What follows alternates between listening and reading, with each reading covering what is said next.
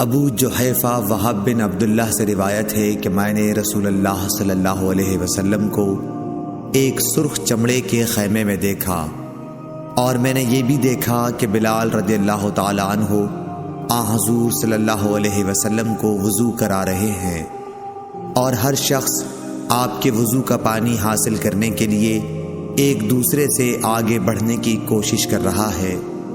اگر کسی کو تھوڑا سا بھی پانی مل جاتا تو وہ اسے اپنے اوپر مل لیتا، اور اگر کوئی پانی نہ پا سکتا تو اپنے ساتھی کے ہاتھ کی تری ہی حاصل کرنے کی کوشش کرتا۔ پھر میں نے بلال رضی اللہ تعالی عنہ کو دیکھا کہ انہوں نے اپنی ایک برچھی اٹھائی جس کے نیچے لوہے کا پھل لگا ہوا تھا، اور اسے انہوں نے گاڑ دیا۔ نبی کریم صلی اللہ علیہ وسلم ڈیرے میں سے ایک سرخ پوشاک پہنے ہوئے تہبند اٹھائے ہوئے باہر تشریف لائے اور برچھی کی طرف منہ کر کے لوگوں کو 2 رکعت نماز پڑھائی۔ میں نے دیکھا کہ آدمی اور جانور برچھی کے پرے سے گزر رہے تھے۔ صحیح بخاری حدیث نمبر 376۔